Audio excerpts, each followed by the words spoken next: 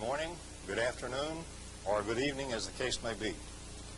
I'm Tom Bearden, the author of Excalibur Briefing, and I'm making this 2-hour tape to give you a presentation on some more fundamental work I am releasing in accordance with the Excalibur Briefing. This presentation is on scalar waves and on scalar interferometry, and it deals with the long-lost secret work of Nikola Tesla and also the Soviet weaponization of the Tesla technology.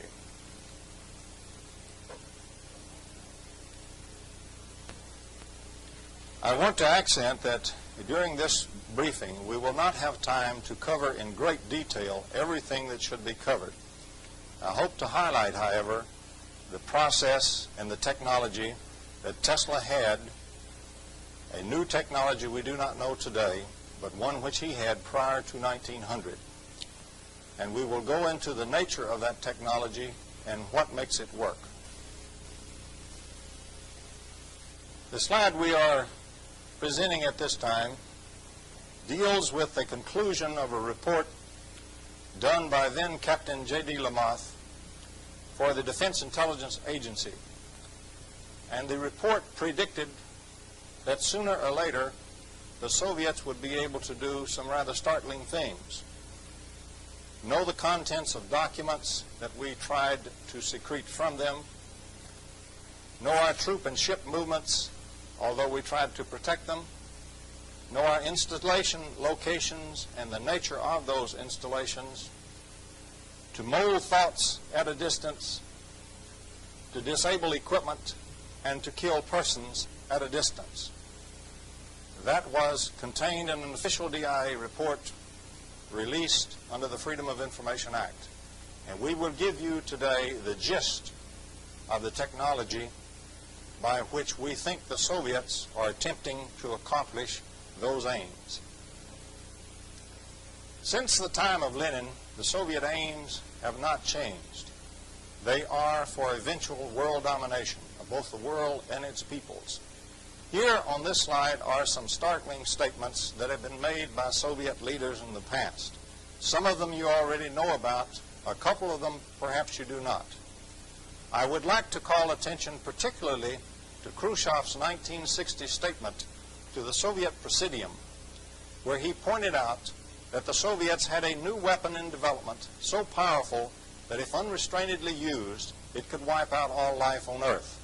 I also would like to call your attention to the 1975 statement by Brezhnev, where suddenly at the SALT talks, the Soviet side introduced a rather strange proposal that we should also consider outlawing the development of new types of weapons more frightening than the mind of man had ever even imagined.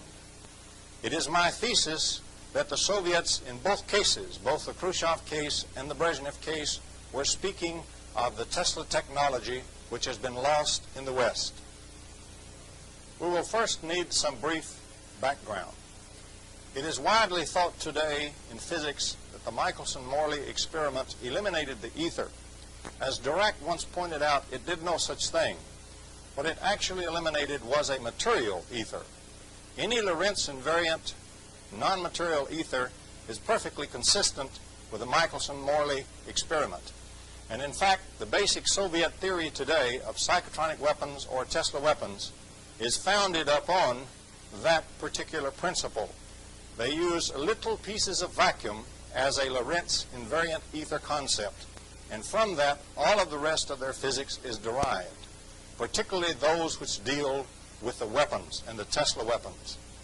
Also, they have advanced the work of Ives, a Western physicist who in the 30s and 40s developed a more fundamental theory of physics. Ives derived all of Einstein's postulates, Newton's laws of motion, relativistic form, and the square law of gravitation from a Lorentz invariant non-material ether theory, a more fundamental theory. His work has been ignored in the West, but it forms the basis of the Soviet threat work today. For example, when Bob Toth, a reporter from the Los Angeles Times, was handed a document by Petchukov on the streets of Moscow the document purporting to have the secret or the theory of Soviet parapsychology, both the dissident scientist and Bob Toth were seized immediately by the KGB and interrogated. When the KGB found out that neither of them knew what they had, they simply stonewalled it and turned them loose. That is, after the intervention of the U.S. President. In that paper, the theory was speaking of little pieces of vacuum as being the basic approach to the theory. Part of our background also must address the work of another brilliant Western researcher and scientist, Dr. T. Henry Moray of Salt Lake City, Utah. In the 1920s and 1930s, Dr. Moray had successfully tapped the almost infinite energy of vacuum, the zero-point energy as we call it today. By 1939, Dr. Moray was obtaining 50 kilowatts of power from a 55-pound device straight out of pure nothing, pure vacuum, tapping the zero-point energy. The device used 29 tubes, 29 special stage tubes that he had painstakingly managed to build out of thousands attempted over a period of years. In 1939, a Soviet agent in that laboratory working with the device under Dr. Moray suddenly destroyed the device and beat it to pieces, heart-rendingly destroying the work of a lifetime. He also, however, had obtained drawings of the device, and we can be assured these drawings had been transmitted back to the Soviet Union. And so in 1939, there is a very good point where we know the Soviet Union had obtained the fact that you can build such an amplifier, you can get the energy of vacuum amplified, and we know that they had obtained the basic secret of it in 1939 from Dr. Moray in Salt Lake City, Utah. Now, as everyone knows, the U.S. in World War II successfully built the atomic bomb. 2 atomic bombs dropped on Japan brought a fanatical, dedicated nation to its knees and caused its prompt surrender. At Potsdam, Truman told Stalin about the surprise development of the atomic bomb. Stalin, with a stone face, made no reaction. However, it is our thesis that when Stalin returned to Russia, he called in all his chief scientists in a rage. Stalin, you see, had planned to take over the world or make the Soviet move about 2 years after World War II. He knew that the West would beat its swords back into plowshares. All he had to do was maintain his armies intact, wait for them to disarm and dismantle their defenses, and then attack and seize Europe in 6 weeks. It would have worked except for the surprise development of the atomic bomb by the United States, heavily contributed to, of course, by Britain and by many of the other scientists that had been run out of Europe by Hitler. Now Stalin no longer could mass his troops, and so he had to wait and he had to catch up in the new weaponry. In a fury, he told his scientists that the destiny of communism had been frustrated by this great U.S. technological breakthrough, but that it would not be the last such technical breakthrough, but the next one had better be Soviet. Now, this is a man who's an absolute dictator. He kills his foes and his enemies, and no one dared oppose him.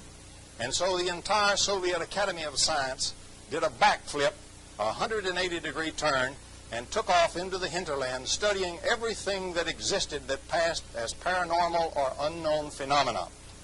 Wherever you found a yogi walking on fire or lying on a bed of nails or meditating, you were likely to find a Soviet scientific team studying and instrumenting them if possible.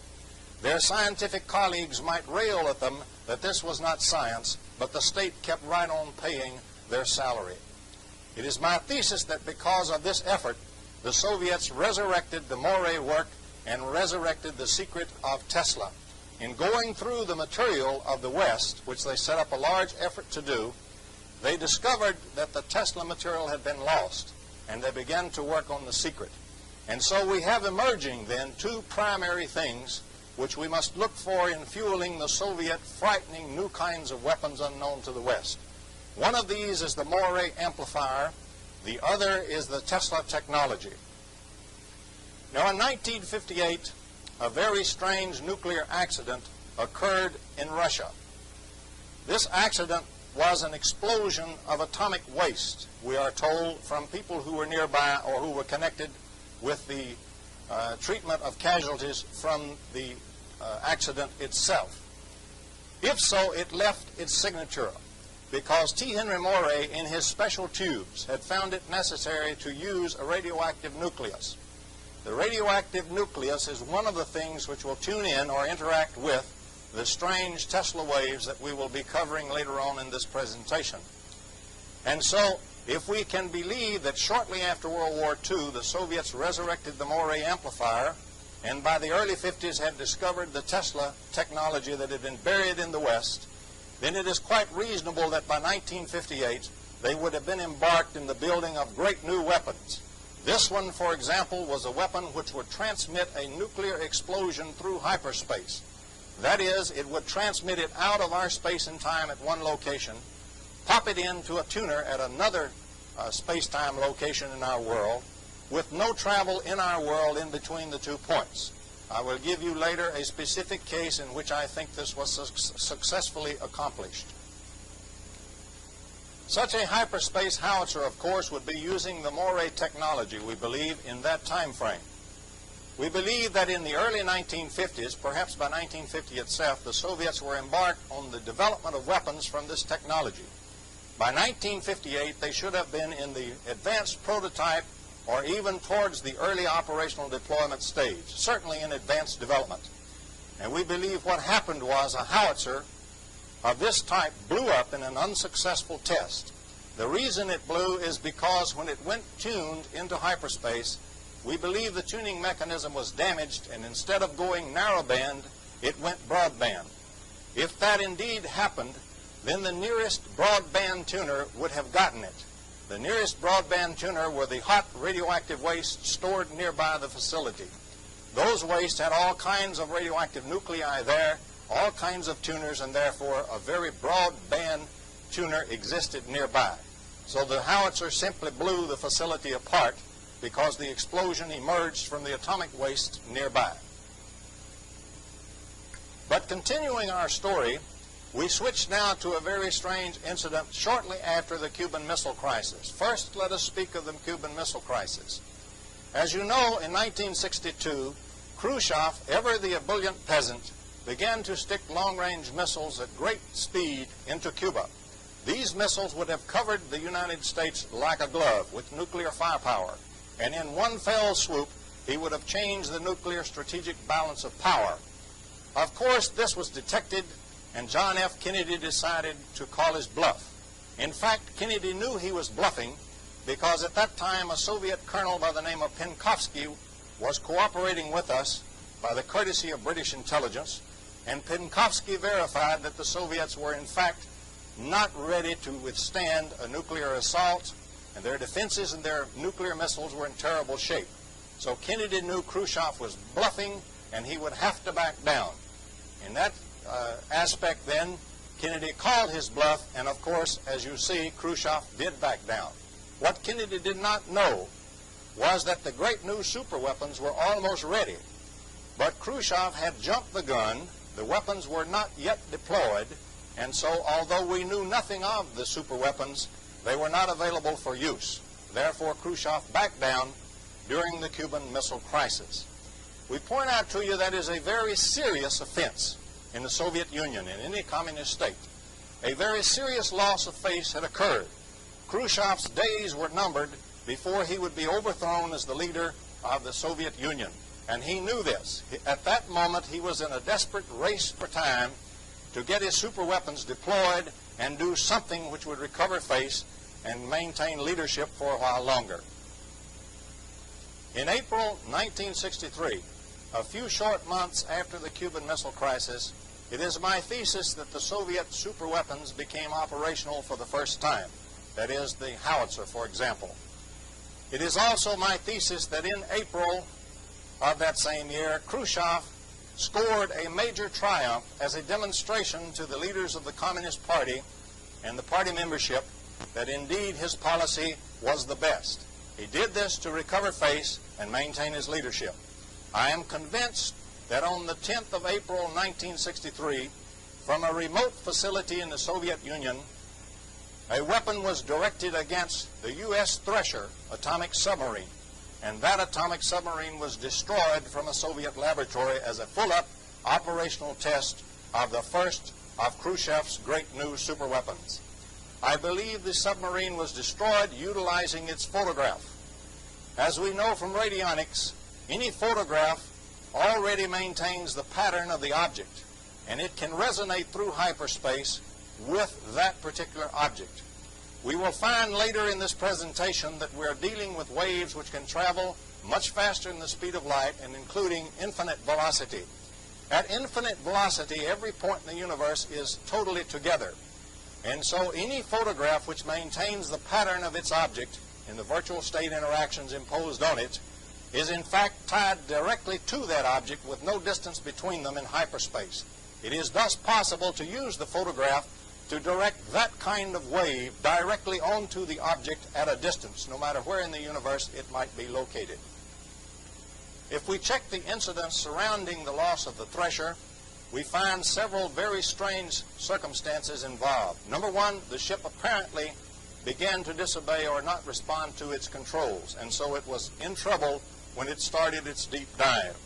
Another incident, which is very indicative indeed, is that its companion ship, the USS Skylark, on the surface above it, experienced great difficulty with its communication systems, several types of systems.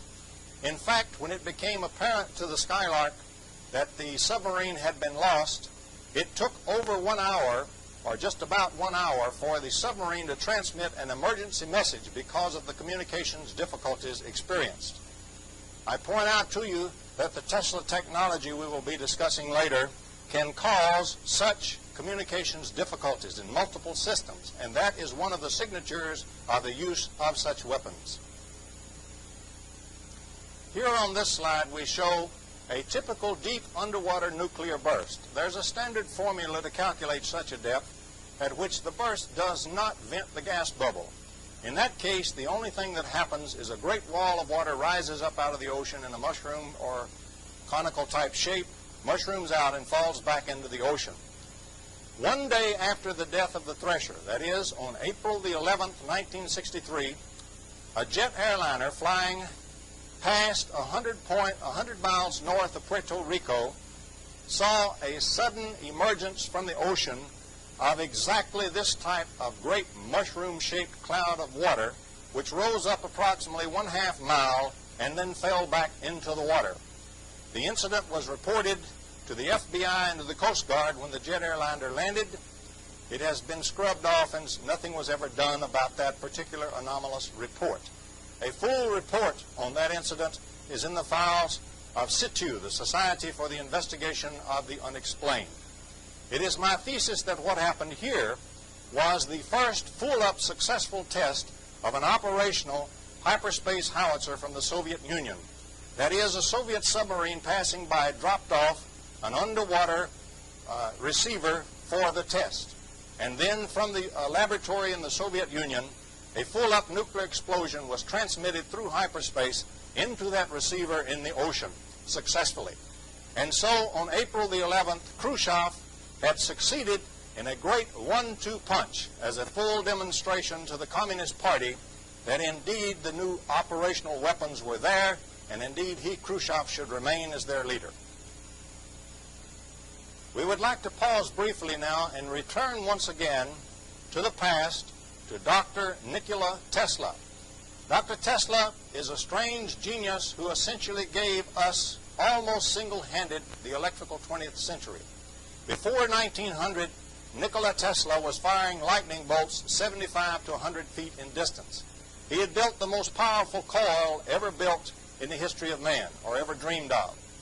He also had developed and also later designed the LC oscillatory circuit, which made radio possible. He in fact conquered AC power and made it practical by in fact inventing the rotating magnetic field, by which most of our AC motors and generators still are operating. They are still Tesla generators and Tesla motors in most cases. And so he made it practical to transmit AC power at a distance. This indeed wiped out the dreams of Edison, who was backing direct current and direct power. In that case, in direct power case, you would have to have a generator plant about every 20 miles or so across the face of the earth. You can imagine what a great financial empire was involved. And in one fell stroke, Nikola Tesla wiped out the dreams of that kind of empire by Edison. Also, by just before 1900, he had developed a great tower and was transmitting signals through the earth because he had found a new type of wave, a totally new kind of electromagnetic wave. He had found that he could set up standing waves in the earth with this type of wave, a scalar wave, and that the molten core of the earth and or the electrical energy flowing in the earth would feed energy into his standing scalar wave. He himself knew that in that standing scalar wave matrix there would form then ordinary electrical energy based on the matrix. And so enormous energy would begin to form on the matrix that he placed in the earth, and anywhere on the earth that anyone put up an antenna tuned to that frequency, one could extract electrical power. If one wanted more power, one simply put up additional antennas or better antennas. But with one generator station, Tesla could have fueled the world and given free energy to mankind for all time. When his financial backers discovered that this is what he was about, they in fact set out to destroy him, for they considered him a dangerous madman. We accent that Tesla was not using Hertzian waves. He had passed that stage previously. Tesla was using a more fundamental electromagnetic wave that we have yet to use in the West. And it is the fundamental wave that fuels the Soviet weapons today, that is, the strange new superweapons. Tesla used a scalar wave. Specifically, he used a wave of phi field, static electric potential, electrostatic potential, well known in the theory. He also knew that two paired or two coupled scalar potential waves made a Hertzian wave. And so any Hertzian wave is nothing in the world but two coupled Tesla waves. In other words, the present electromagnetics is a highly special case of the more expanded electromagnetics that emerges once we use the scalar wave directly without such coupling into ordinary vector waves. Tesla knew the coupling could be at a distance, and so it did not matter where the two scalar waves met and coupled. At that point where coupling occurred, one would have ordinary vector electromagnetic wave, Hertzian waves, or energy, if you will. When his backers found out what he really intended to do, that is, give free energy to mankind forever, they knew that this would destroy many financial empires which depended for their control upon the control of energy production and energy resources. So they considered Tesla a dangerous madman. All his financial backing was removed. Eventually his laboratory was burned. Various and sundry other blockages were put in his way, and this man then eventually became a non-person. He was totally isolated. So the man who had been the greatest inventor and scientist in the world in 1900, by 1914, had already become essentially a forgotten non-person. On this slide, I am showing some excerpts from the history of the development of what today is called Hertzian potential in electromagnetic theory. I want to call your attention particularly to the 1903 paper by Whittaker, who proved that any vector field can be replaced with two scalar fields. In other words, by projection from that, then any vector wave can be replaced as two scalar waves. And this essentially is the thing that Tesla had discovered. Notice the close timing of the 1903 Whittaker paper with the fundamental work that had been done already by Tesla. So, in fact, in the hardcore theory today, there already exists the proof of the coupling of Tesla waves into ordinary vector electromagnetic waves. The theory was extended later by other workers in the field, particularly the work of Nisbet in 1955. And on this slide we show some of the work that we referred to, that is, the paper by Nisbet and other work in the field. This again is not a comprehensive reference list at all. It is merely pointing out that in the foundations of electromagnetic theory, the case for the Tesla wave and Tesla pair coupling into electromagnetic wave already exists, but has been lost in the West. In the West, we have concentrated our attention specifically on the vector wave, on the Hertzian wave, which can only move at a single velocity in vacuum. c, the velocity of light. Specifically, c is the velocity of the vector wave. If we have scalar waves, they need not be bound by that velocity at all. In fact, we will find later that the phi field, for example, can move at any velocity or be made to move at any velocity, essentially from 0 to infinity. On our next slide, we point out some present theoretical facts that one should be aware of. First of all, the present phi field is totally a spatial concept. The idea of potential was derived and worked out primarily back in the 1800s. And during that time, the march of time, the time flow rate itself was thought to be an immutable act of God and unchangeable by man himself. We know today that is not true. Relativity has taught us that the flow of time can in fact be changed and slowed down at least. However, in the 1800s, that fact was not known. Potential theory was developed well before Einstein's relativity came along. And so we find then a spatial potential. In other words, the clear assumption that the flow of time is a constant for everything. The flow of time is assumed constant in the present electromagnetic theory as it is set up with spatial phi field, which I'm calling on this slide phi 3. We also know that any spatial gradient in such a field gives us a vector. In other words, all vectors are two-point functions. We must have 2 points in the field, and we must have a difference in potential between them before we can have a potential gradient and therefore a vector field. The concept of voltage is also a 2-point function. It is always the voltage between 2 points. The motion of an object is the thing that moves it from one point to another, and it is the motion of an object which indeed accounts for all vector fields. If a static charge could absolutely be static, it would have no vector field whatsoever, but only have a phi scalar field.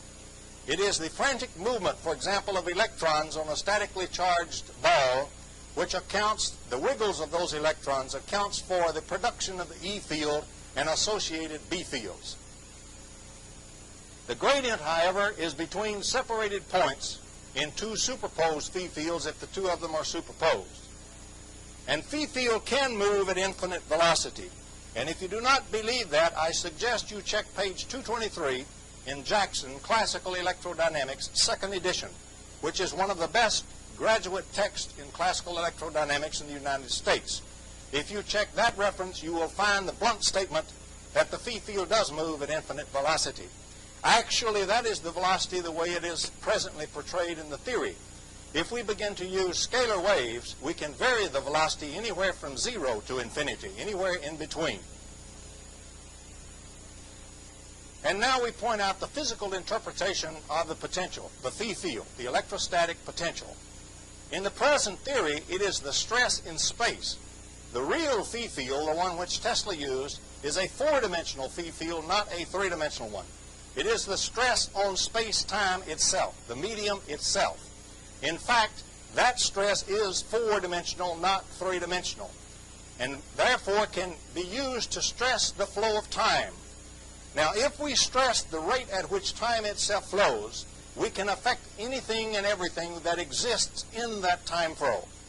For example, we can affect thought, we can affect minds, we can affect the fundamental constants of nature, the inertia of an object, the gravitational field. All of those exist in time, and all of them are changed if we mess up or mess with the time flow in which they exist. And so when we have a phi 4 field, the stress on space-time itself, we are dealing now with a fundamental unified field because it crosses all fields of nature. Any field is affected by the phi 4 field. The Tesla phi 4 field, then, is a more fundamental phi field than the one presently used in the theory. It is the stress on space-time itself, without voltage, without E field or any other vector field applied. It is a purely scalar field concept. From that concept, for example, we can have pure potentials with no vectors attached to them. We can have no V or no E field and yet have a phi field or even a phi field wave. This kind of a wave will penetrate any physical medium.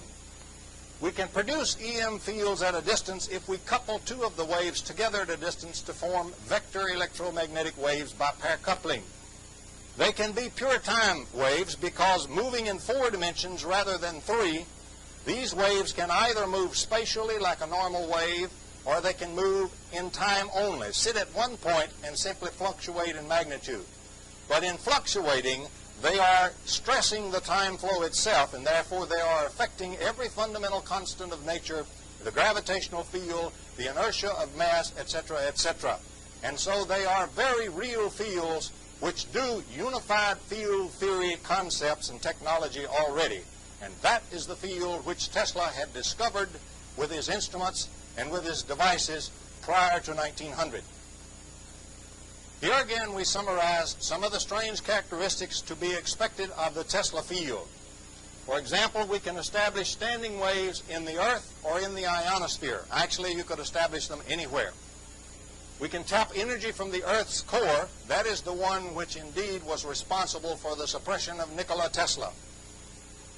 The wave can travel faster or slower than the speed of light. Already in the limited electromagnetic theory we have, we recognize that phi field can travel at infinite velocity, and I gave you that reference. It can also be made to travel at a slower velocity, because if you adjust the amplitude of the wave that you produce, for a given medium that it is going through, there will be a certain amount of pair coupling. The drag is due to pair coupling into vectors. Vectors are forces and drags. You do not have drag from scalar concepts only. So the amount of coupling into drag determines the speed of the wave. If we produce a higher velocity wave, we must produce a higher potential on it.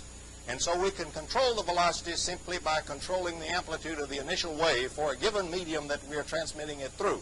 That is one example of the way you can control the speed of the wave.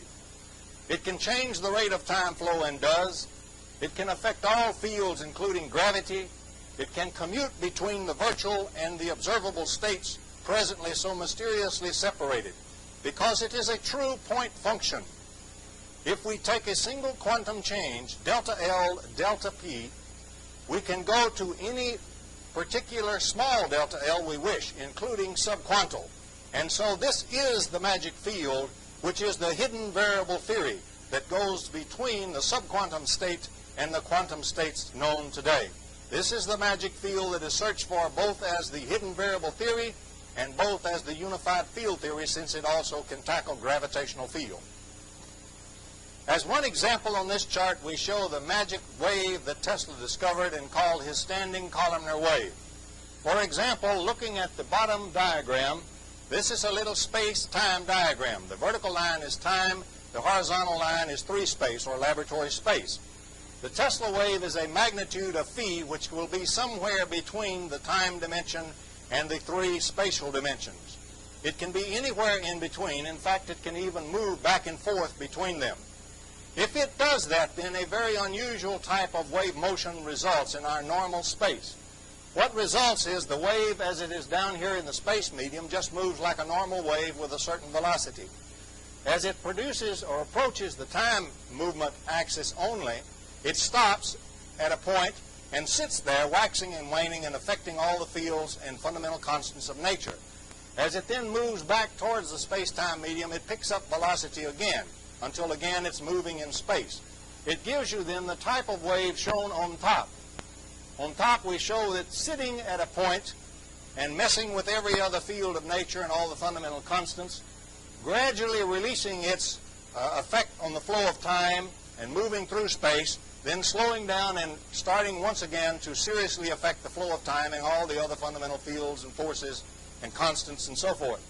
The velocity chart or velocity plot is shown in the middle graph. It simply picks up velocity and stops, picks up velocity and stops while it's doing its thing. Now, other people besides Tesla and Morey have stumbled onto parts of this particular technology. For example, in World War I, the United States Navy utilized the Rogers undersea and underground transmission system to transmit underwater to its submarines around the world. They also used it to transmit through the earth to American Expeditionary Forces headquarters in Europe.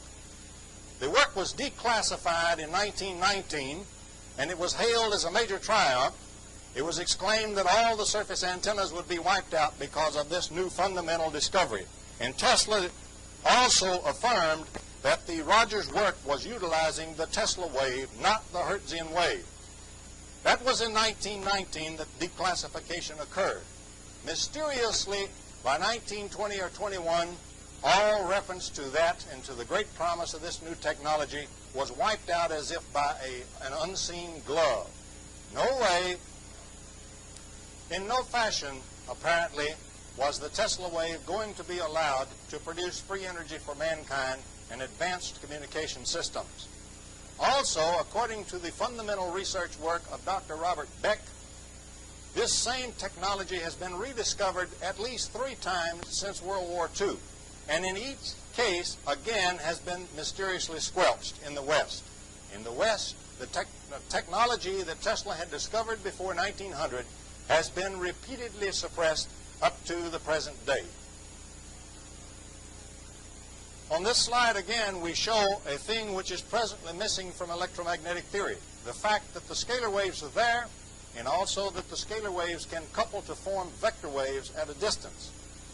Also, I'd like to point out some other omissions from the present electromagnetic theory.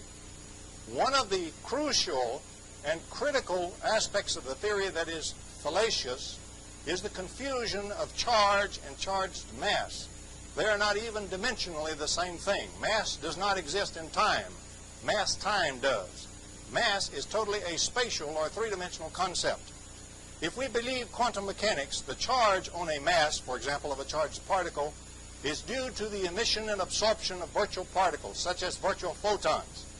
It is this virtual flux, then, which is charge.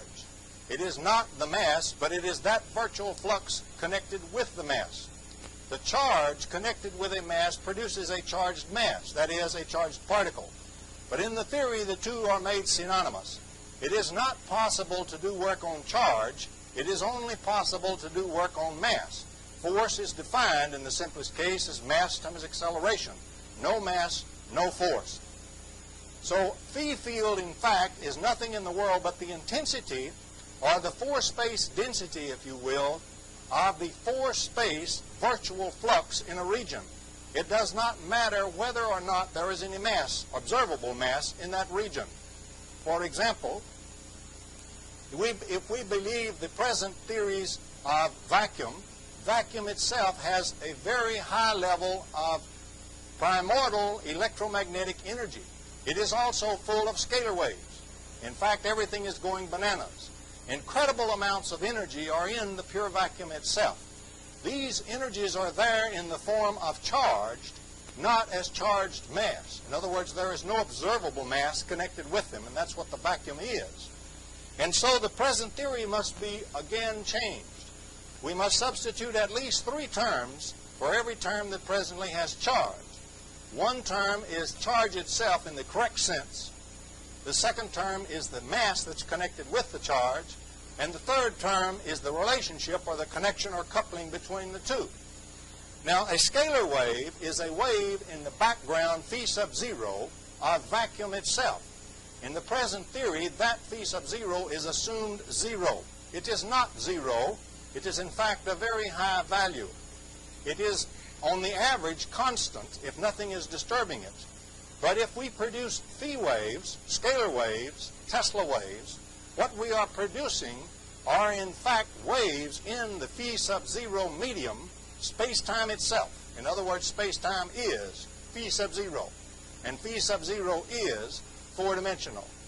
And that is what the phi sub 0 wave is produced in. That is what Tesla found out. You can actually shape the fundamental space-time medium itself by the phi field Tesla scalar wave. The scalar wave is also a longitudinal oscillation. When coupled, the pair couple makes a vector wave, which is a transverse oscillation. And so transverse waves, or Hertzian waves, are always coupled scalar longitudinal waves. That coupling can occur at a distance. It need not occur immediately at the point at which the scalar wave is produced. However, in our real world, there are so many moving charges, essentially everything is charged, that the moment a scalar wave is produced, much of it or most of it is coupled with other scalar waves that are being produced around or passing through the vicinity. And so we find, for example, excited states of atoms emitting photons, that is, pair-coupled scalar waves. They also emit some scalar waves that are not coupled, but we have no instruments at present to detect them. For example, the scalar wave does not push electrons. It takes a force to push an electron, and that's a vector concept. You don't get it unless you have a vector wave. The scalar wave doesn't push electrons, and so our electron-pushing detectors do not detect it. Strong scalar waves can be detected, for example, with such things as Geiger tubes, because the Geiger tube is a pileup of charged masses, but we don't care too much about the mass, just look at the piled-up charge. In other words, the charge density is increased. And so if we pass a phi wave through there, it rides like a cork on a wave of water and rides up higher in phi wave. It's as if every single electron acquired a little bit greater charge, a little bit greater phi field. And so if it becomes the ionization, we get a cascade discharge, and so the Geiger tube will read. It gives us vector fields, and that pushes electrons, and we get an indication. If we wish to detect weaker scalar fields, we must indeed use interferometry techniques. We must pair couple to produce vector fields, and that is scalar interferometry. And so we use such things, if we wish to detect them, as electron interferometers. Now, there are indeed some natural scalar interferometers around that can be studied if one is very careful. One of the standard phenomena that is produced by this fashion is what is called earth stress lights, earthquake lights, mystery lights, ghost lights, and so forth. There's a myriad of terms for the will-o'-the-wisp. It is produced usually in or near fault zones in the earth. Now let us discuss what we have when we have a tectonic plate fault zone in the earth itself. In other words, we have a split under pressure, under high stress, of the tectonic plate rock itself. In that case, what we have is something like on this diagram. Each place we have a crack. We have, for example, very high pressure in the rock on each side of the crack, and it is stress relieved in the crack itself. And so we have indeed a scalar interferometer. The rock is producing very high phi field from the charges of the telluric currents flowing through it and the pressure. It is also producing it on the other side, and those two can couple together and form vector waves under certain circumstances. Now, the quartz in the rock is in fact a piezoelectric crystal, and there are little grains of various size in the quartz, and they're randomly oriented by and large. Under pressure, then, this becomes what we can refer to as a Prigogine system. Ilya Prigogine in 1977 was awarded the Nobel Prize in Physics for producing a new thermodynamics of systems far from thermal equilibrium. And this is such a system, or it can be, in a scalar interferometer in a natural stress points and fault zone in the Earth. For example, under the Prigogine effect, what we are now are led to believe is that from total disorder, highly chaotic disorder, large-scale order can emerge and stabilize, completely in contradistinction to the present linear thermodynamics theory. And in fact, if this system becomes a Prigogine system, that is what happens. Large-scale orders of electromagnetic field emerge and stabilize. And so we will expect to produce electromagnetic field at a distance. The way it's actually produced at a distance is with coupling of scalar waves. That is, each of the little tiny quartz crystals also has little stress cracks in it and also is a little tiny interferometer. And so these little scalar interferometers have a myriad of, for example, frequencies that they are producing as they are squeezed and stressed. They constitute an approach toward a Fourier transform of patterns. Under certain conditions, those patterns can actually form based on Fourier transformation. And if two of them form at a distance just right, they couple to form the standard little spook light or mystery light that we see connected with fault zones and earth stress activity. And that is exactly how they are produced, and they are produced by Tesla scalar interferometry.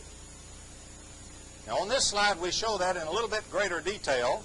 We show again the fractured rock from one side of that scalar interferometer, and we show the myriad of little small scalar interferometers that occur in the quartz and in the rock itself. And so what we have is an ever-evolving system of scalar interferometers, each feeding the other. In that case, we can get very powerful phi fields from each side of this rock stresses and the interferometer, and we can get coupling at a distance to form the mysterious will-o'-the-wisp, ghost light, spook light, and so forth. Here is a photograph of a so-called spook light or earth stress light taken near Florence, Alabama by two young researchers who are doing some very fine field research. As you can see, what we have is a light that is formed in the sky. It's quite bright for its size. It's small, but it's bobbling and moving along. This is due to the erratic changes in the earth currents that are feeding the fault zone interferometer. This is an example. The best example of research done in the United States on such stress lights is the work done by Vestigia that has been published in, for example, the Vestigia newsletter. Some very fundamental work and very nice theoretical work and instrumental work in the field has been done by the Vestigia experiments. They have measured, for example, ordinary electromagnetic wave emission from such an area as the spook light. They have measured its concentration in the infrared as opposed to the visible spectrum, and they have confirmed the reading of a Geiger tube, for example, connected with the phenomena by actual instrumentation in the field. Again, all explained by Tesla scalar interferometry. Actually, another very good scalar interferometer is sitting up between the two ears of each listener. The two cerebral halves, for example, form such a scalar interferometry. The way one must produce phi wave without all the coupling or without so much coupling is that the charged masses, the ions or the electrons, for example, that are used to pile up to produce phi field must be moved at great speed, essentially at breakdown of the medium velocity. They must be moved as quickly as possible and then stabilized to hold the activity, the virtual state activity that constitutes charge. And so the way we actually must produce phi waves without so much coupling into vector waves is in that fashion. And that is why the human nervous system, for example, utilizes cascade discharges across large numbers of nerve fibers. For example, brain waves, so-called, are not waves along a wire. They are, in fact, cascade discharges of charged particles, for example. And it is in that fashion that the human system is able to use scalar waves and couple them then into vector waves, which will move the charges and give signals. I do not have time in this lecture to go into that, but let me say this. All of the phenomena of classical parapsychology can be explained by the new idea of phi field, that is a phi-4 field, by scalar waves and by scalar interferometry. It means that a finely tuned system, for example, human system, is able to form two scalar patterns at a distance, couple them and form energy at a distance. Energy on an object, for example, and that is psychokinesis when the object moves. That is the exact mechanism by which it is done. Just as the human system used electricity long before we knew anything about it, and it used FM, for example, it also uses Tesla scalar waves, and it uses scalar interferometry. As shown on this slide, the Russian experimenter, the Russian woman in the laboratory on the slide, is being instrumented and measured as she performs a psychokinesis. Now, in this case, what happened is that all her body rhythms get in phase. Then electrostatic energy begins to form on the object itself, electrostatic field. In other words, clearly showing that she is producing additional phi field on the object. The motion of charges in the object immediately makes vector field, and so we get a vector force on that thing, which produces movement, and that is the way she does psychokinesis in the laboratory. With scalar technology, there are large numbers of free energy fields and free energy systems waiting to be tapped. Sources of unlimited energy available for mankind if we but bend the Tesla technology to our will. For example, some of them are shown on this chart here. The zero-point vacuum energy, which has already been successfully tapped by T. Henry Moray. The Dirac sea, for example, can be gone into directly with a scalar wave, and you can tap the energy of that sea, and that's inexhaustible. Time derivative fields themselves can be tapped just by differentiating the time and changing the rate of flow of time. Microelectrodynamic fluctuations of electricity can be tapped. We already know in fine grain that the ordinary electric field or electric current that we push through circuits is nothing in the world but the time triggers for enormous oscillations at nearly right angles to that. That's just classical electrodynamics. When we go to high enough frequency, the energy there is almost mind-boggling in our ordinary circuits. All that we really need is an extremely fast full-wave rectifier, and you can get free energy out of any electrical circuit that you already have. You could, for example, take a flashlight battery and power a modern automobile or even a battleship with that kind of technology. Telluric currents of the Earth are inexhaustible, as indeed is the Earth's core energy, which Tesla was going to tap, and the G-strain energy of space-time itself, the gravitational energy of all of the universe, is available for our tapping with Tesla waves and Tesla technology. For example, here we are showing the general scheme by which Tesla could have tapped the molten core energy of the Earth itself. As we show on the figure, we set up a standing wave through the Earth. There's one or two ways to do that. Once we have the standing scalar wave, we have a matrix in the Earth. Now, inside the molten core itself, there is very high stress, and so a great amount of phi field is being produced by those charged activities here. That phi field there is of every frequency, every shape, and every phase. It immediately begins to couple when it hits in phase and so forth with the matrix, and it begins to form ordinary electromagnetic vector wave there on the matrix. And so gradually that matrix scalar wave converts itself into an enormous and increasing vector wave of electromagnetic energy. And anybody that puts up an antenna can use that. That is also useful or used by the Soviets as an earthquake generator weapon, for example. If you then shift your matrix in frequency to dump the energy, for example, onto the point opposite you on the Earth that you've established your standing wave, you begin to dump the electromagnetic energy in there. That's just a phasing problem.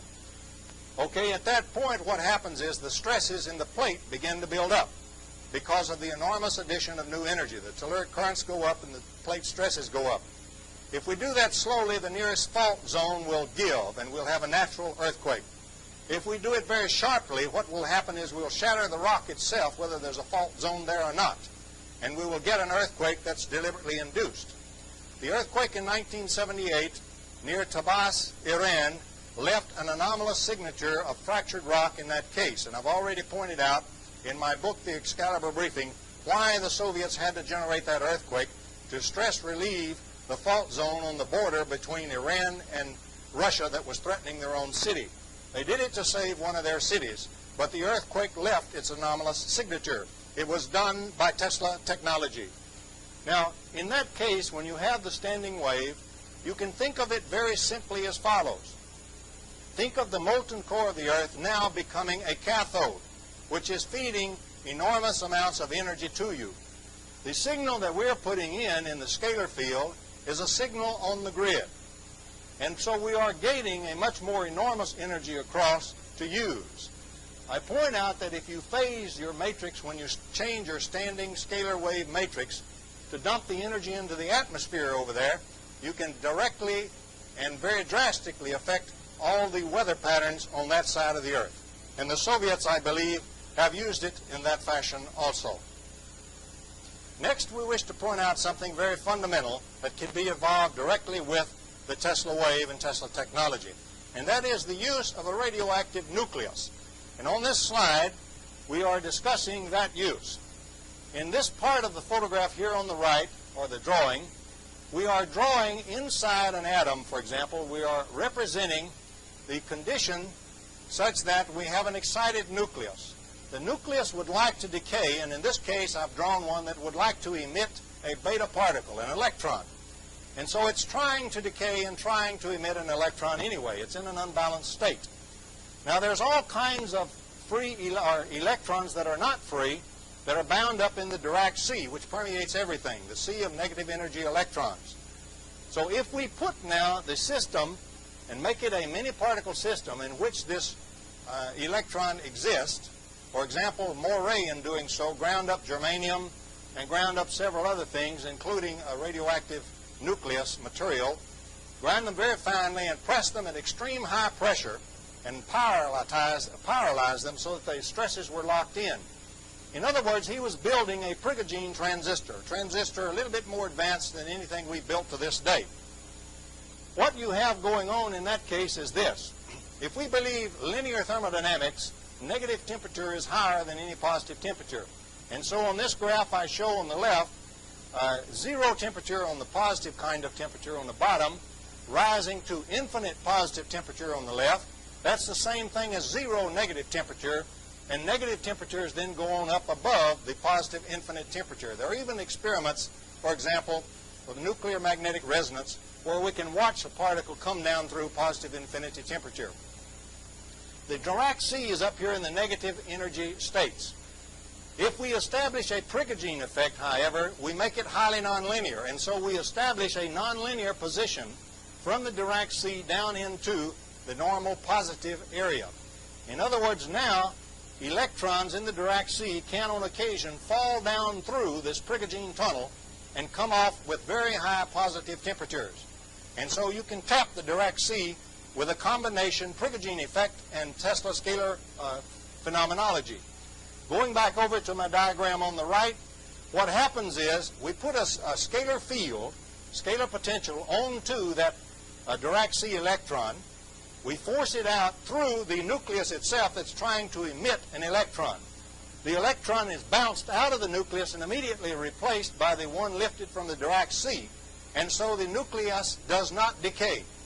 This is a reaction that is not presently known in physics. That is, the emission of the beta particle from an excited nucleus, but the nucleus remains excited and unbalanced. And that is due to the Prigogine effect and the use of a Tesla scalar interferometer.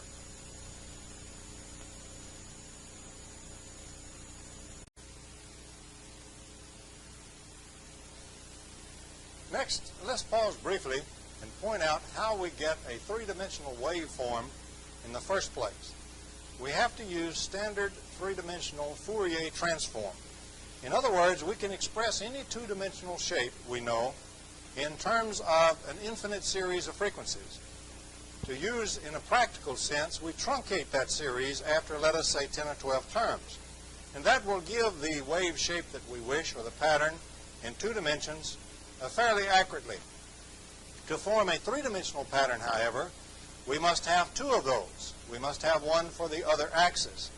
And so then when we put the two together, we will have a three-dimensional waveform.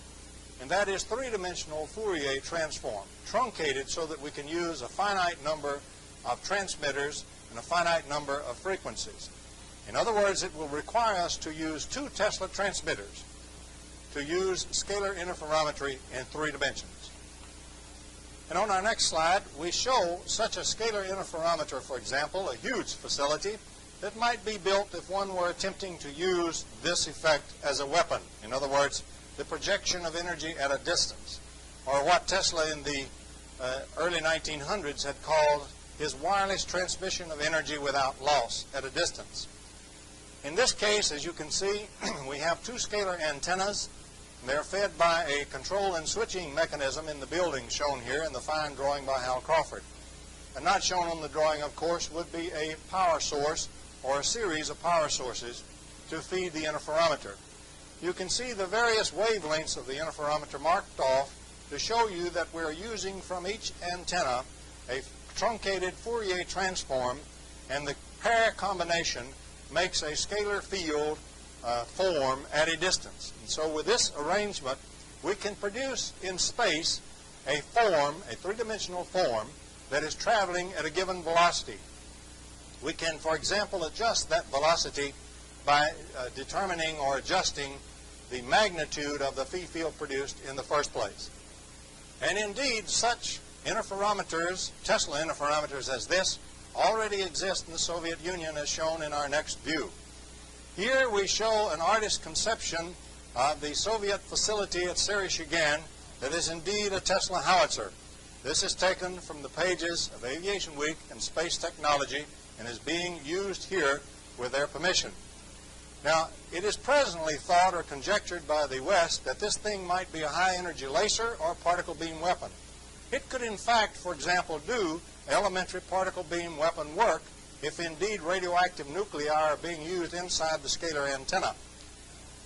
In addition, however, its prime purpose is a Tesla scalar interferometer, a Tesla howitzer. I maintain this is a third-generation weapon that is presently on site. As you can see from the slide, we have the two scalar antenna out front. We have the mark-off positions along the baseline between them for the wavelengths to be used in the Fourier transform sections with each antenna. We have the computer-controlled facility in the middle in the building that switches and controls all the various frequencies feeding that are coming from the transmitter. And back at the rear, we have a series of power sources. In fact, on this particular howitzer, we have apparently two kinds of power sources. The forward bank of generators are thought to be explosive generators, those kind of ordinary generators in which the Soviet Union is known to lead the world. Behind them, however, there is a bank of 13 generators, one extra one, which I believe are Moray-type generators. The Moray generators, for example, will furnish enormous energy, almost unlimited, and there's an extra one to run the facility. I pointed out in my book, The Excalibur Briefing, that the Moray generators, because they use so many stages in them, will have a most unusual failure mode. At certain times, all of them will fail and cease to operate because the flux in which they operate goes unstable, and so they lose their coherence and they cease operating. In that situation, every one of them of that type quits working, a failure mode not known to any other weapon system. If weapon A doesn't work, then weapon B won't work. And so if the Moray generators fail, the howitzer to be used at all must have some ordinary power being furnished, and that will come then, of course, from the explosive generators. It could also come, for example, from advanced ordinary power sources such as magnetohydrodynamic generators. The howitzer has, for example, four modes. Two major modes, continuous pulse, continuous wave, or pulse mode. In a pulse mode, what happens is we simply fire one pulse and fire another one behind it to catch up with it and couple at a distance. In a continuous mode, we fire a continuous pulse wave and a second pulse wave to come up behind it at a higher velocity and catch it, coupling at a distance, so that the thing will form, in each case, vector field at a distance, that is, energy at a distance. In the pulse mode, the energy will form suddenly with a big bang, and we'll get something like an electrical explosion of enormous density at a distance. In the second, a fireball, if you will. In the second instance, the continuous mode, we will form, for example, a ball of energy, but the energy will be sustained because it is continually being fed from the Moray generators or from the advanced power source. So we have two main modes, pulse and continuous. There are several modes in addition that each one of these can be used in. And let's look at our next slide to look at some of these effects. And on this slide, for example, we show a schematic of that artist concept shown in Aviation Week. For example, we might speak of the size of the ball of energy that we create at a distance. If we make a relatively small ball, just a few kilometers or even 10 or 20 kilometers across, we can have a rather substantial amount of energy density in that ball. In fact, enormous if we're feeding it from the Moray amplifiers. So the small ball can be used to vaporize a physical object such as a reentry vehicle, an airplane, or a missile. On the other hand, if we expand the ball to very large dimensions, let us say 20 or 50 kilometers across, for example, the energy density will be much less. However, the density is still being produced very sharply, the vector energy. That constitutes an electromagnetic pulse very similar to something that comes out of a nuclear explosion. And so in this fashion, it can be extended to a very large ball and still accomplish EMP degradation or damage or destruction of the electromagnetic circuits inside airplanes and missiles and reentry vehicles, for example, and also the electronic circuits inside nuclear warheads. So the ball can be used or expanded to be used for a very great coverage, or it can be used for a very small coverage but extremely high vaporization coverage of a vehicle. It can be used several thousand kilometers, for example, away from the basic Tesla howitzer that is projecting it. Now on this slide, for example, coming from that large globe use, we see a case taken from Afghanistan, seen by Nick Downey. This, for example, article is reproduced from the London Times. This incident and a series of these incidents were seen by Downey, and they occurred in September 1979. If you recall, in September 1979, September the 22nd to be exact, we had the first so-called nuclear flash seen off the coast of southwest Africa and picked up by our Vela satellites. And so we have a very close synchronization in time between the incidents seen in the Soviet Union from Afghanistan by Nick Downey in September 79 and the so-called nuclear flash off the coast of southwest Africa seen by the Vela satellites. This ball, as you can see here, has been expanded to enormous size and is usable in the EMP mode. In other words, it could be, for example, an anti-ballistic missile defense, an anti-cruise missile defense, or an anti-bomber defense. It is useful against all three forms by furnishing a very high EMP into any vehicle that penetrates the shield itself, or the ball. Now on this slide we show how the flash, so-called nuclear flash, off the coast of Africa was produced, the one seen by the Vela satellite in 1979. What we have is a howitzer, a Tesla howitzer, very similar to that one at Sereshigin, possibly that exact howitzer.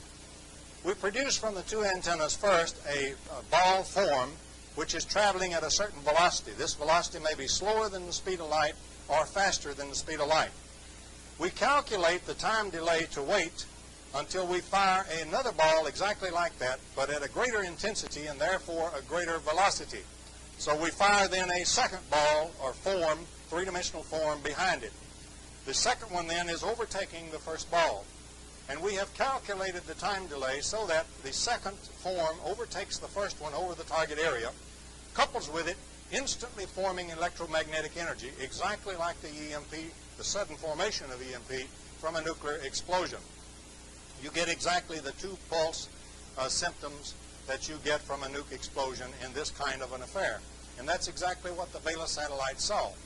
We point out to you that the second so-called flash seen in 1980 in the same general area by the Vela satellites appeared in the infrared only. They had no visible spectrum. And the entire analysis community is presently divided over exactly what they were. They indeed were not nuclear. There was no radioactivity associated with either one at all. They were not normal phenomena because one wouldn't go in the visible spectrum and the other infrared only. They were indeed from a Tesla interferometer and very probably from the one at Sereshigin, or one very similar to that one. And that is the way they are produced. Their energy is produced at a distance by that howitzer. There is, in fact, a whole series of incidents of this nature and other kinds of nature that are traceable to the Tesla interferometry effects and Tesla technology. For example, this slide that we're showing now shows a peculiar incident that is happening with a British satellite, the Ariel 6. When the satellite is over British Columbia or over one of the oceans, the Caspian Sea, it is often turned off on two of its coded command channels, only if the sun is shining. Now, this is even though the channel is coded. You can, for example, condition the satellite before it enters the mysterious turn-off zone by preconditioning it, turning it on in advance, and then it'll sail through without being turned on. And the reason is it's very simple with a very small device, Tesla interferometer, to produce energy onto that satellite itself and to produce it internally to the circuitry. It doesn't matter about the coding on the command circuitry. And so they can turn it on or turn it off if they wish. In fact, you can couple onto the two scalars that already form a vector wave. You can couple in a fashion to increase that vector wave if you couple in phase with it, or you can couple in a fashion to decrease the wave if you couple 180 out from it. And so you can use the same Tesla scalar interferometry effect to form onto a vector wave at a distance, additional vector wave to reinforce it, or other vector waves to kill it. In other words, you can extinguish or augment electromagnetic circuits at a distance with the same effect. And this is one of those that's being tested or has been repeatedly tested on a British satellite. As you know, a few years back, a series of U.S. satellites were also mysteriously blinded from the Soviet Union, in some cases up to 4 hours duration. Now, it's been suggested that those were done with lasers. If they indeed were done by lasers from the ground, then the Soviets have achieved a state of laser technology completely unknown to the West. it would be very simple to do that blinding of the satellites, messing up their circuitry, so to speak, without damage, without permanent damage, by using very simple Tesla scalar interferometry at a distance. And as we pointed out, the phi field is probably being used. We also point out that you can use the A field, the so-called vector magnetic potential field, in a different manner from what is presently known in ordinary electromagnetics. If you will check, for example, Feynman's 3 volumes of physics, if you will check in the 2nd volume, you will find that an experiment was done to see whether or not the A field was a mathematical figment or whether or not it was a real fundamental field of nature. The experiment proved conclusively that the A field, even when separated from the del cross operator that yields B field or magnetic field, is indeed a fundamental new field of nature. In other words, the present A field that's in the theory is used totally, always coupled with a magnetic field. We have not explored the use of the uncoupled A field whatsoever. But every magnetic circuit, for example, that has a coil in it with the current going around through the coil has a swirling A field in it. And we can, if we wish, disconnect that A field from the magnetic field, in which case we have a new kind of field presently unknown and unutilized in Western technology. So the combination of the phi field technology and the A field technology will yield the full extent of the Tesla technology. As we said, many other cases of apparent Soviet testing of the Tesla technology has been going on around the world. Even in Vietnam, for example, we had some mysterious occurrences with our F-111 shown on this slide. Now the F-111 is a very nice aircraft. It has a terrain following radar. It has the latest and most sophisticated systems that the West can build. And so when we deployed that new system into the Vietnam War in great haste, it's quite reasonable to suppose that the Soviet Union would like to have it and like to have access to a knowledge of its weapon systems, its radar, and so forth. And so we find, if we look at the next slide, that a very strange thing happened in Vietnam connected with the F-111. In fact, when the F-111 was deployed, very rapidly 8 of them fell out of the sky mysteriously. No Mayday messages, no nothing. Thereafter, in some 4,000 missions or so, no more F-111s fell out of the sky. Now the F-111 flies so low and so fast when it's going in on its mission that it outruns its own sound. And so the troops and the ground guns normally get very little warning. They can, of course, track it on radar, but it's going so fast that it's very difficult for ground fire to hit it, or the missiles that were deployed inside North Vietnam. However, another strange thing happened.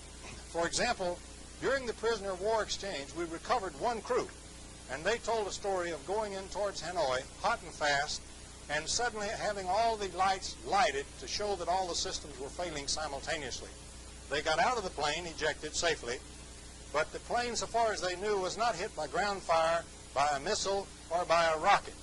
In other words, we have here a plane which was not hit by anything, but which showed by its indicator lights that all its systems were failing simultaneously.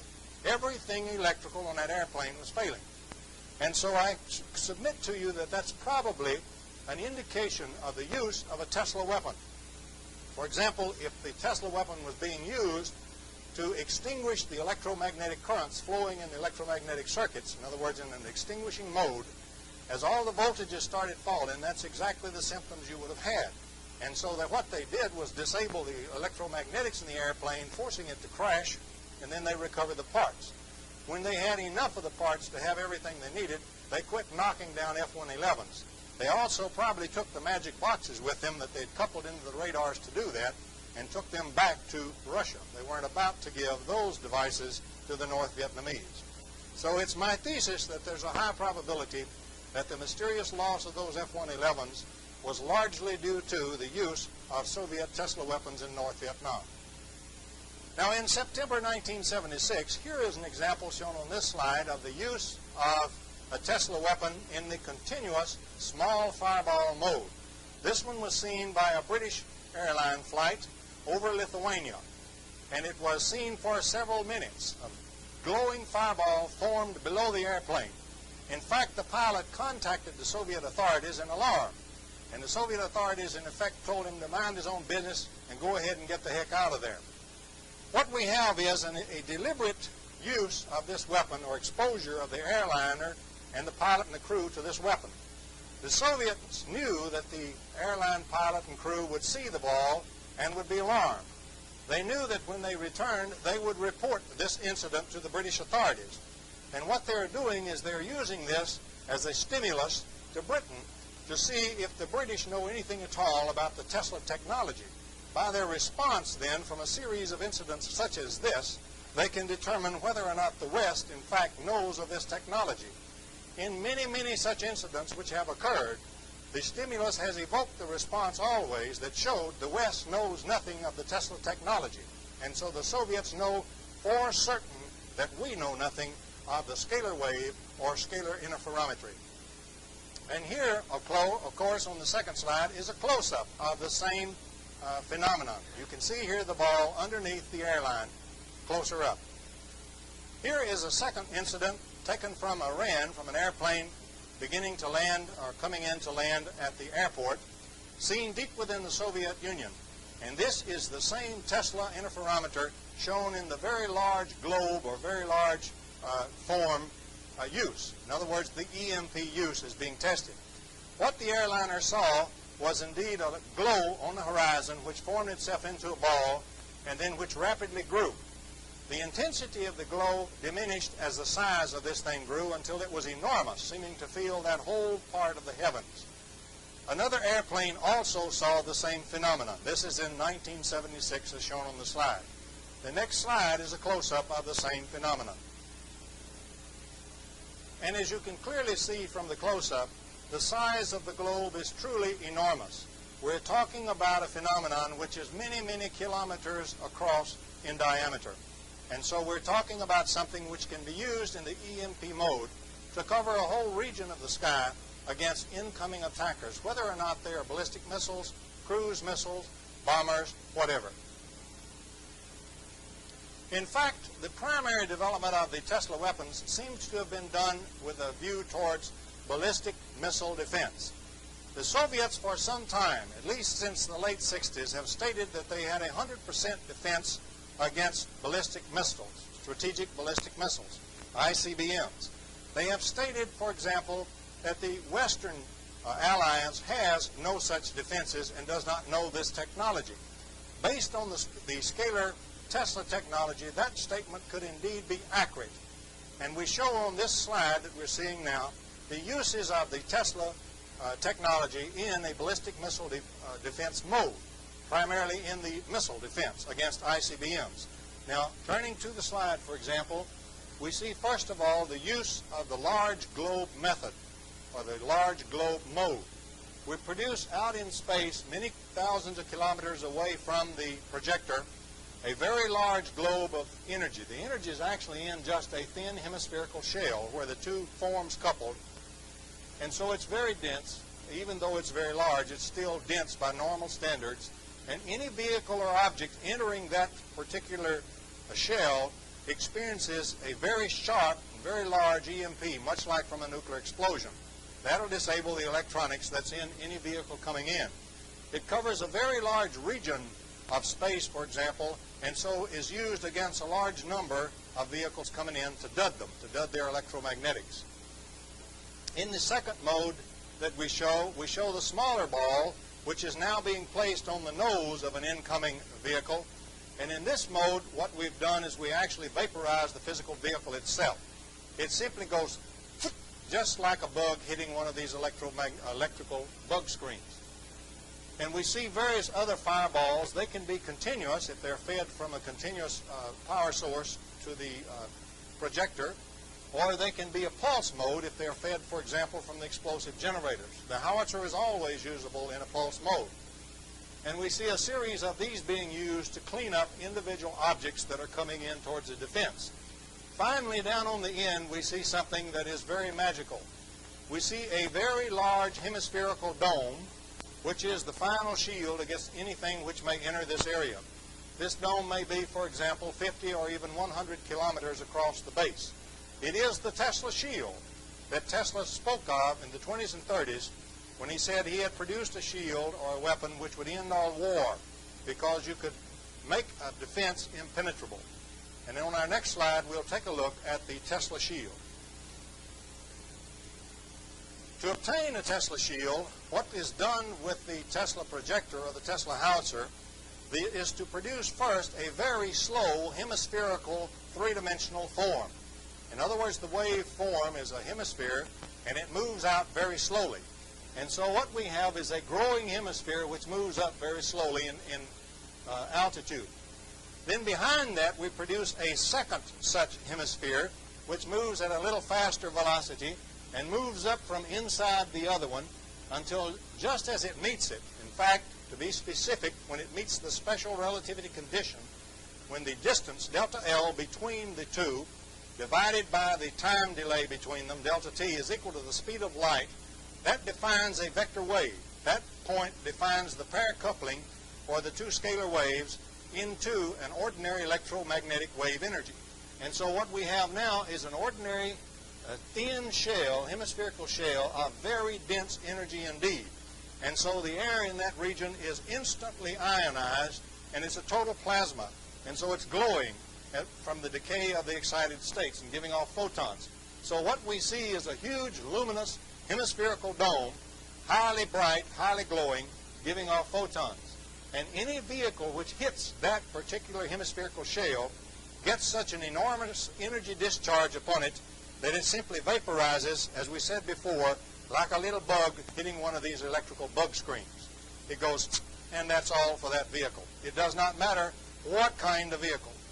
And so when we add all the Tesla systems together in all four modes, we find that the Soviet statement that they have 100% ABM defense and the West does not is in fact not idle conjecture at all. In fact, we can even defend with such a process against the gamma radiation and the heat radiation and the EMP from a nuclear explosion. For example, as shown on this slide, if we nest the Tesla shields, and I've chosen to show 3, we might use 2, we might use 4, certainly 4 would be enough, but 3 is probably enough. If we nest the shields like this inside by multiple howitzers or multiple forms produced by the same howitzer, we then find a very strange thing. First of all, we forget about the normal stuff coming in, decoys, warheads, debris, and so forth. All of that stuff is going to get cleaned up by the first shield. The thing we really worry about is if we had a high-altitude nuclear explosion over the shield area, very high and over all the shields. In that case, the explosion would produce EMP, heat, and gamma radiation. In the first shield, we will have an awful lot of scattering and absorption reactions occurring for all 3 processes. We know that when gammas, for example, are absorbed, they are normally re-radiated at lower temperature, for example, at X-rays. And then we have another absorption and re-radiation, and that lowers the temperature. Finally, by the time we get through all 3 shields, we've cleaned up just about everything that's in there, including the EMP, which went through the same sort of thing. And so by nesting the shields, we can defend against the effects of a high-altitude nuclear burst suppression, the gammas, the heat, and the EMP. Again, the Soviet statement that that their particular technology yields 100% ABM defense is not idle conjecture. We point out again, and pause here with the next slide, Brezhnev's strange 1975 statement, introduced to the SALT talks, that we should also consider outlawing the development of new kinds of weapons more frightful than the mind and imagination of man had ever even dreamed of. And on this slide we show the beginning of such weapons, as which Brezhnev was referring to. We show, for example, that the Tesla technology essentially gives us almost Star Wars now, which has been taken as the title of this slide. For example, if I have Moray technology, I can package enormous energy sources and power supplies in a very small weight and a very small volume. And so they become usable in space in re-entry systems. If I use the Tesla interferometer technology, all that I need is a MIRV vehicle. I need one which I can drop off additional vehicles from and establish an interferometer in space. And I've shown here a couple of re-entry systems coming in that have multiple reentry vehicles with them. And they are being powered by Moray technology, and they are using scalar interferometry technology a la Tesla. In such case, these things become emitters of enormous power, enormous weapons, almost like ray weapons, except the energy will be produced at a distance instead of traveling through space. Energy is vectors. It is not scalars. What happens is we fire first a scalar wave at a target, let us say a missile site. We fire then a second scalar wave right behind it, and we get the fireball burst occurring right on the missile site itself. We get EMP, we get all the things from a nuclear explosion, except it's all electrical. We don't get the radioactive fallout, and we do not destroy the farmlands. The Soviets do not care about New York City or any other large U.S. city. They really care about the U.S. farmland, which is what they really need from us. And so anything which serves as an emitter can now become an enormously powerful emitter, and it can become a sort of blaster or fireball blaster at a distance. And I've shown that Star Wars and battle stations in space, which we are only now beginning to think about in the West from the standpoint of lasers and particle beams, have already become possible in the Soviet Union by using the Tesla technology. Also, I show that a satellite, for example, can be set up in the same mode, and any emitter now becomes a primary weapon system. If you think about the enormous numbers of Soviet emitters which exist throughout their system, both on the ground and in the air, you then become concerned, or should become concerned, about the coupling of Tesla technology with such a large number of emitters, wherein the emitters themselves become primary weapons and primary blasters. For example, if we have a small jammer coming in against a field army force to jam some of the radars, we might have a small one that produces 2 kilowatts of power. But with the Tesla technology, he can put that 2 kilowatts of power right around the antenna of his target radar. I assure you that any Western radar we have today with 2 kilowatts of power in a little globe around it will simply blow out all the transistors and all the circuits. And that radar will be blown right off the air immediately. And so will our communication centers and everything else we're using that has particularly digital state electronics, which are very sensitive to EMP, particular EMP produced directly in and on the circuits themselves. So what we have is a case where all of those enormous number of emitters can become blasters. And so we can reason that the Soviets will make a substantial number of them the primary weapons on the battlefield, a weapon which we presently have no means of countering whatsoever.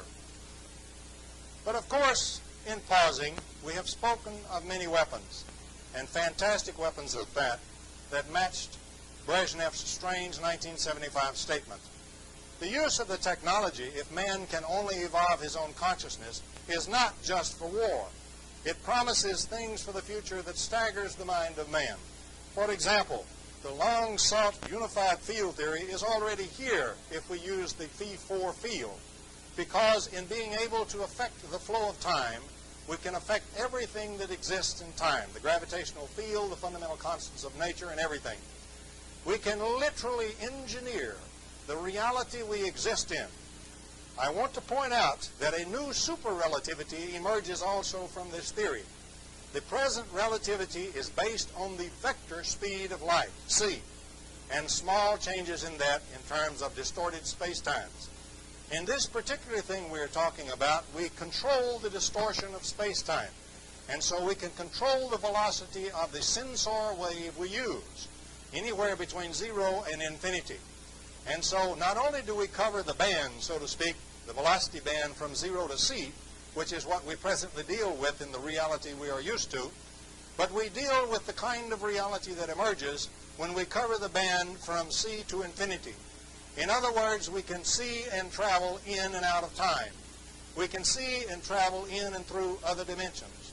We can be anywhere in the universe in an instant. We can go in here and out there with no travel in between. We can communicate at superluminal or subluminal velocities.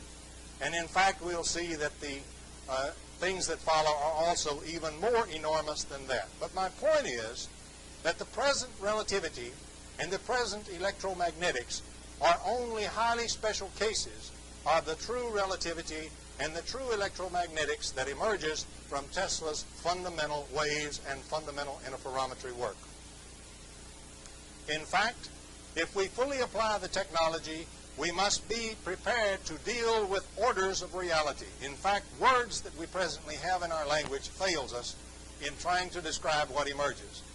We must be willing to deal with a case where we individually can be in many places at once. In fact, we could be everywhere at once if we were using a wave that had infinite velocity to do our sensing.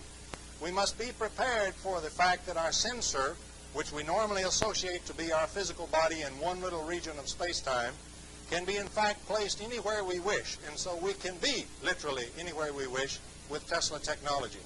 We must call that orders of reality, because the present physical reality we see is only a first-order effect. It is the kind of physical reality that emerges when time, the present vector-carried time, is removed from space-time, leaving behind only space. We know from quantum mechanics that time is not unobservable. That is, time has already been removed any time we observe. And all observation and all detection is purely spatial. And so the present order, the present physical reality, is only one type of reality that actually is there, that actually confronts us, and in which we actually live. With the Tesla technology, we must confront all the orders of reality, and to do that we are going to have to advance the entire consciousness of mankind. For his present consciousness is totally fitted to the photon interaction and to the vector field effect, that is, the vector movement at a limited c velocity. In dealing with that kind of reality, we must pause and point out that since the beginning of time as we know it today, man has always beset his fellow man. Being a smart animal, having a brain, and having a mind that is very clever and adaptive, he has built tools which he can use with his tool-using member, his hands. He has built ever more powerful tools in his cleverness, and he has utilized these tools ever more frightfully against his fellow human being. And so the history of mankind has been a history of struggle and domination of man against man and human against human. As the power of the tools evolved, however, man has reached the point where he has the power to destroy his biosphere. He has the power now to disrupt all the space-time smoothness in which he exists. He can reach the very fabric of the universe itself, of physical reality itself, and he can shake it, he can bend it, he can warp it, and he can twist it. In doing so, he can turn the reality in which he himself exists into a nightmare beyond his present comprehension. And so the power of tools that has been unleashed already by the Tesla technology in the hands of the Soviet Union are indeed so frightful that they boggle the mind of man, and they are more frightful than the present limited consciousness of man has ever imagined, just exactly as Brezhnev stated in 1975. We must become aware of this type of reality and this type of technology. We must evolve our consciousness, and we must leave forever the side or the set of man where man turns against his fellow man. In so doing, there is a single problem which can be overcome by the Tesla technology. This single fundamental problem is in fact responsible or involved in all human causes where one human is pitted against another, and Tesla technology can be used to overcome that. In the present first-order physical reality which we sense and live in, and which all our instruments sense as well, most of them, everything except a few obscure Geiger tubes, and once in a while something like an electron interferometer, in the first-order physical reality that we sense and live in, we consider ourselves to be apart from each other. I consider, for example, that you are distant from me. The only way that I can establish our separation is by the vector field and its limited c velocity. I have something which takes some time to travel between you and I, and that time multiplied by its velocity gives me a distance in which we are separated. And so using the first order reality and vector sensing, I am convinced that you are distant from me and not part of me at all. I am convinced, therefore, that if you suffer and you hurt, it does not necessarily affect me. I need not suffer and I need not hurt.